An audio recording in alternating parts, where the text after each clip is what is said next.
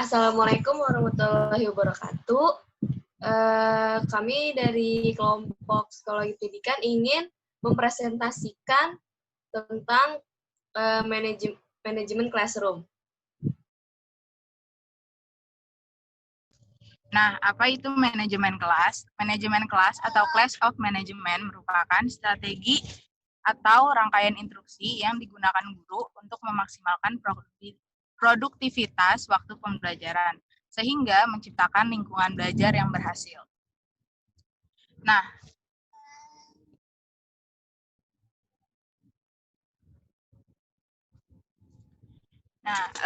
bagaimana lingkungan belajar yang berhasil?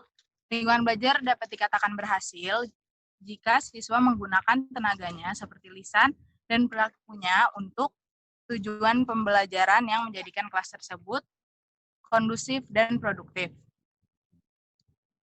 Lalu, apa dampak dari manajemen kelas? Manajemen kelas berdampak baik pada siswa dan guru. Yang pertama, kebutuhan siswa dan guru akan terpenuhi. Yang kedua, guru dapat meningkatkan pencapaian akademik bagi semua siswa.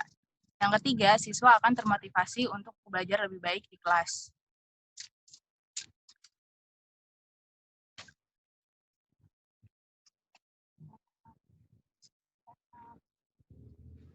Berikutnya ada keterampilan yang diperlukan guru untuk menciptakan lingkungan belajar yang sukses.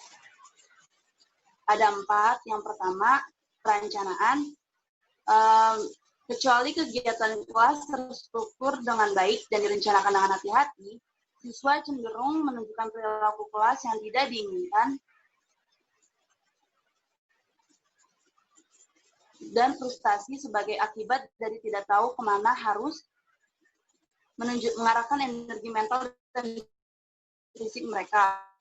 Menurut Good 2003 dalam bukunya berjudul Richthofen, Latar Downer, dan Pianta dari Benak. Ketika guru memiliki rencana yang dikembangkan dengan baik, siswa cenderung terlibat dalam kegiatan produktif untuk sebagian besar masa sekolah. Rencana yang dikembangkan dengan baik memiliki karakteristik sebagai berikut. Yang pertama, sejalan dengan tujuan pembelajaran Anda.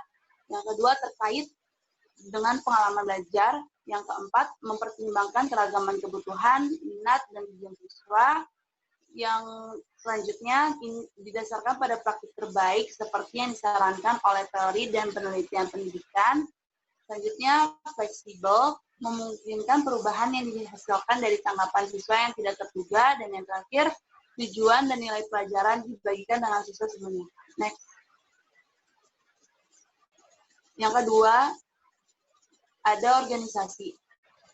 Guru dengan keterampilan organisasi yang baik, seperti memanfaatkan waktu pembelajaran dengan baik, menyiapkan bahan ajar untuk pelajaran mereka, dan mengembangkan rutinitas dan prosedur untuk menangani bisnis kelas yang khas. Juga cenderung mencegah masalah pengelolaan kelas. Cara menambah waktu untuk tugas, yang pertama, guru harus mengkomunikasikan kepada siswa bahwa belajar sepadan dengan waktu dan usaha mereka, dan bahwa waktu sekolah adalah untuk belajar. Yang kedua, mulailah tepat waktu dan hindari penyelesaian awal dengan merencanakan lebih banyak instruksi daripada yang Anda pikir akan Anda butuhkan. Yang ketiga, siapkan bahan dan pelajaran yang diperlukan sebelumnya. Yang keempat, memberikan arahan yang jelas tentang tugas-tugas pembelajaran dan umpan balik informasional tentang tanggapan siswa. Yang kelima, ajarkan pelajaran yang menarik. Yang ketiga, dalam keterampilan yang diperlukan guru ada memperhatikan dan memantau. Siswa lebih cenderung untuk tetap pada tugas dan menunjukkan perilaku yang diinginkan ketika guru menunjukkan dengan seksama, terutama dari awal tahun sekolah.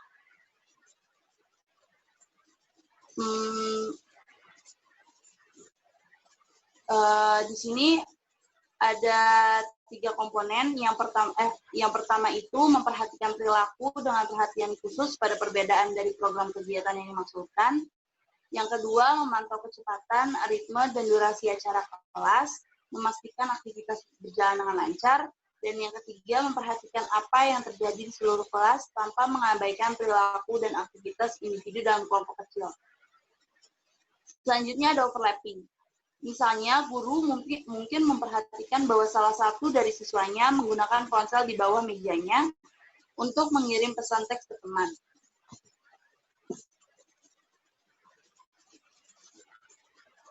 Guru dapat mendemonstrasikan overlapping dengan berjalan di sekitar kelas dan berdiri di samping meja siswa tanpa mengganggu penjelasan kepada seluruh kelas. Jika perlu, guru kemudian dapat mengatasi masalah ini secara pribadi dengan siswa setelah kelas. Tumpang tindih membantu guru memaksimalkan waktu pada tugas dan sangat terkait dengan tekanan dan prestasi. Selanjutnya ada beradaptasi.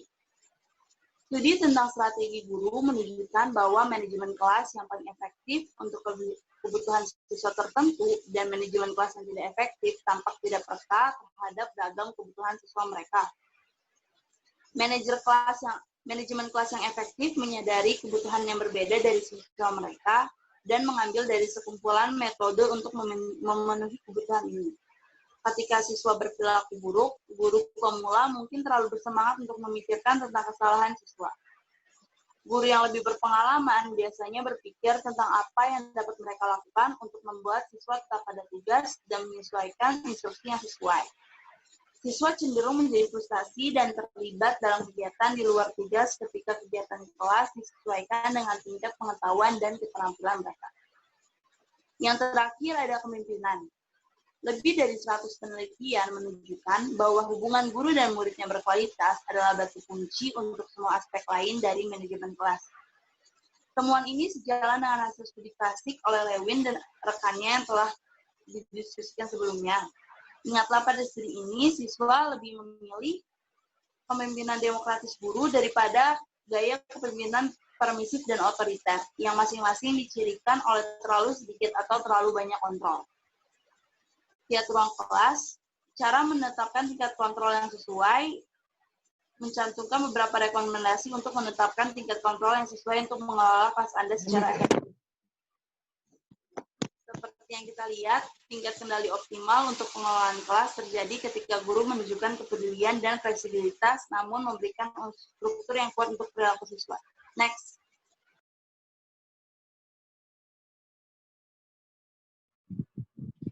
Pengaturan dan prosedur praktis yang dapat menciptakan lingkungan pembelajaran positif. Next. Jadi menurut Emmer et al. 2006 dan Everstone et al. 2006, ada 3 kondisi lingkungan yang dapat mendukung kelas yang produktif, yaitu menata ruangan dengan cara yang kondusif untuk pengelolaan yang efektif, memulai tahun sekolah dengan serangkaian prosedur kelas yang jelas, dan menetapkan aturan perilaku yang akan memandu interaksi kelas. Next. Yang pertama itu ada pengaturan kelas. Ruang kelas perlu diatur sedemikian rupa sehingga meminimalkan potensi gangguan dan memfasilitasi interaksi yang diperlukan untuk belajar. Jadi pada pengaturan kelas ini, guru mengatur meja, bahan ajar, dan peralatan siswa yang kemungkinan besar akan mempengaruhi perilaku dan pembelajaran siswa. Tujuan dari pengaturan kelas ini yaitu ada meminimalkan gangguan selama membaca diam, bekerja dalam kegiatan pembelajaran kooperatif, terlibat dalam diskusi seluruh kelas, melakukan atau mengawasi presentasi siswa secara individu, dan mengelola tes standar.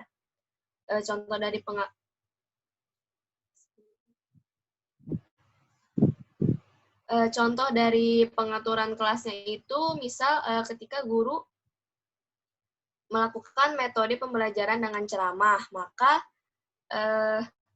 siswa menghadap ke guru sebagai pusat perhatian, dan juga untuk siswa-siswa yang tidak terlalu memperhatikan guru itu biasanya tempat duduknya berada di dekat guru. Lalu misalkan ingin melakukan kerja kelompok, maka tatanan mejanya itu dibuat berkelompok untuk memaksimalkan interaksi antar siswa. Next.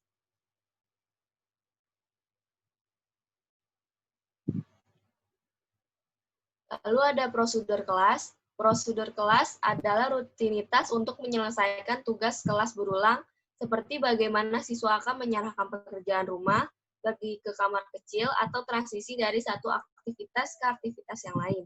Jadi, prosedur kelas itu berfungsi untuk menghilangkan gangguan, memaksimalkan waktu pembelajaran, serta meningkatkan keteraturan dan mengurangi jumlah tugas yang perlu dipantau oleh guru di kelas.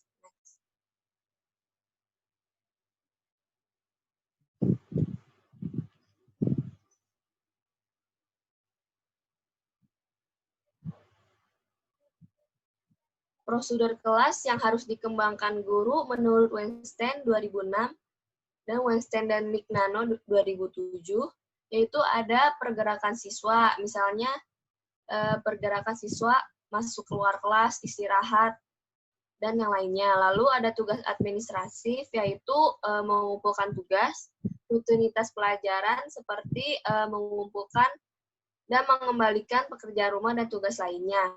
Rumah tangga itu seperti siswa menyimpan barang-barang pribadi, membersihkan meja, lalu interaksi siswa guru, contohnya seperti mencari bantuan. Yang terakhir ada interaksi siswa dengan siswa, misalnya rutinitas kerja kelompok atau bersosialisasi. Next. Metode efektif untuk membantu siswa mempelajari prosedur baru. Yang pertama itu adalah bermain peran. Jadi, dalam kelas itu ketika guru ingin memberitahu mengenai prosedur baru itu, ada demonstrasinya. Lalu, yang kedua, memiliki sinyal untuk menginformasikan siswa bahwa sudah waktunya untuk prosedur. Lalu yang ketiga adalah menggunakan metode say, show, check. Ini sama kayak yang pertama itu, jadi ada didemonstrasikan terlebih dahulu. Next.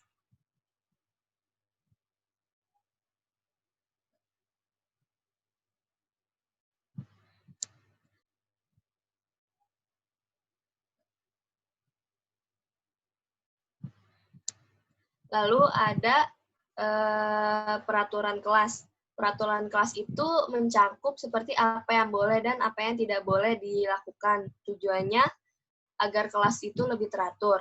Menurut Emmer et al. 2006, ada 6 aturan umum untuk siswa sekolah menengah, seperti bawalah semua materi yang dibutuhkan ke kelas, hormati properti orang lain, itu maksudnya kayak menghormati barang milik orang lain, lalu dengarkan dan tetap duduk saat orang lain berbicara, bersiaplah untuk bekerja saat bel berbunyi, hormati dan bersikap sopan kepada semua orang, lalu mematuhi semua peraturan sekolah. Ada 5 aturan umum, yaitu bersikap sopan dan membantu, hargai barang milik orang lain, dengarkan dengan tenang saat orang lain berbicara, jangan memukul, mendorong, atau menyakiti orang lain, dan yang terakhir, patuhi semua peraturan sekolah. Lalu ada kolaborasi dengan orang tua dan guru lain. Kolaborasi orang tua itu, orang tua dapat membantu guru dalam memperkuat rencana pengelolaan kelas. Keterlibatan orang tua berkaitan dengan pencapaian dan motivasi jangka panjang yang lebih tinggi, serta sikap perilaku yang lebih positif. Jadi, gunanya kolaborasi dengan orang tua itu, kayak guru dapat berdiskusi mengenai perkembangan siswa, apa yang siswa lakukan di rumah, dan yang lainnya. Lalu, kolaborasi dengan guru lain itu, guru kelas memiliki kemanjuran diri yang lebih tinggi tentang pengajaran mereka dan jauh lebih efektif ketika mereka berkolaborasi secara teratur dengan guru lain untuk mengidentifikasikan hambatan bagi pembelajaran siswa dan menemukan cara untuk mengatasi hambatan tersebut. Jadi, fungsinya kolaborasi dengan guru lain itu untuk saling bertukar pikiran, untuk berdiskusi mengenai masalah-masalah yang ada pada siswa di kelas dan bagaimana solusinya. Selanjutnya ada intervensi dengan perilaku masalah, komunikasi, dan strateginya. Salah satu alasan utama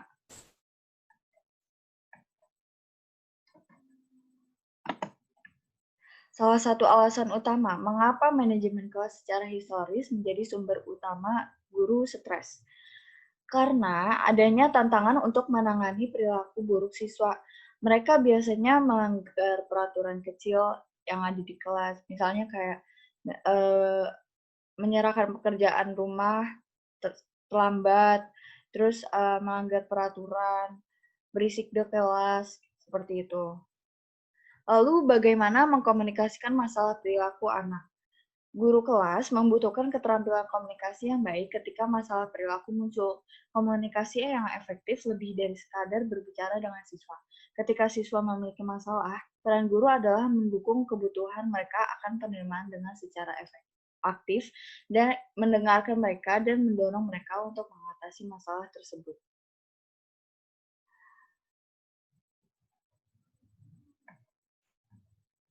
Strategi yang disarankan untuk menjadi guru yang lebih tegas menurut Burnell 1995. Yang pertama, evaluasi hak-hak guru dalam situasi yang dihadapi. Yang kedua, nyatakan masalah kepada siswa yang terlibat dalam hal konsekuensi bagi guru dan rekan-rekan.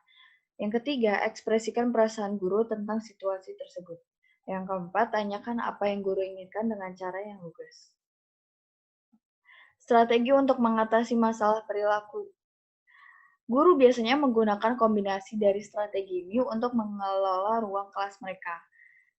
Karena beberapa siswa mungkin berperilaku tidak pantas atau berperilaku buruk, itu karena pelajarannya mungkin yang tidak cukup menantang bagi mereka atau terlalu sulit untuk dipahami.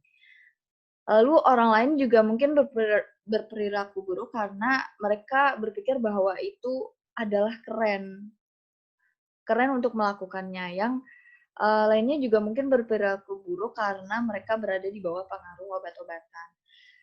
Memahami kondisi yang mungkin memicu kelakuan buruk siswa akan sangat penting untuk menemukan strategi yang efektif, yaitu strategi behavioris.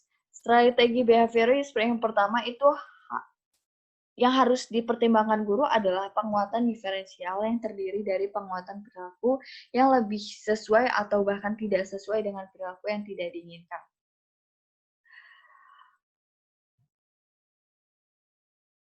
Contohnya itu adalah memuji siswa yang berbicara dengan lembut daripada dengan keras. Yang kedua itu mengabaikan perilaku siswa.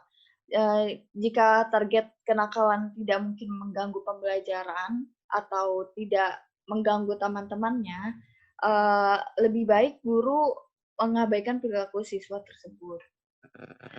Yang ketiga, strategi behavioris memberikan siswa dengan tanda verbal atau non-verbal yang menunjukkan kesadaran guru tentang perilaku tersebut. Strategi yang keempat terdiri dari negosiasi yang menyetujui perjanjian yang menetapkan tujuan yang harus dicapai siswa untuk mendapatkan hadiah tertentu. Cara mengelola pembangkangan atau kekerasan siswa di kelas. Yang pertama itu, hentikan kejadian tersebut dengan berteriak atau membuat suara-suara yang sekiranya menarik perhatian siswa untuk memperhatikan guru. Yang kedua, melindungi korban dengan memisahkan atau mengisolasi korban dari pelaku. Yang ketiga, dapatkan bantuan seperti mengantar siswa tersebut ke kantor pusat atau menelpon satpam. Keragaman dalam pengelolaan kelas. Keragaman dalam pengelolaan kelas ini dapat menciptakan lingkungan belajar yang sukses.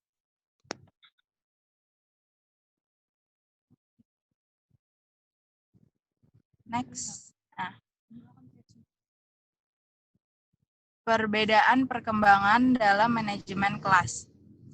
Nah, di usia perkembangan dan kedewasaan siswa adalah faktor perbedaan perkembangan yang paling utama. Maka dari itu diperlukan pengelolaan kelas yang berbeda sesuai usia perkembangan siswa. Contohnya, untuk usia taman kanak-kanak, manajemen kelas dapat difokuskan dengan membangun hubungan yang positif dan memperkuat aturan dan prosedur dalam kelas. Kemudian, untuk sekolah menengah dasar difokuskan untuk memberi strategi efektif untuk mencegah gangguan dan perilaku yang tidak baik. Lalu, untuk sekolah menengah atas dan atas, guru perlu merancang instruksi sehingga menarik minat siswa dan meminimalisir kecurangan atau gangguan dari siswa.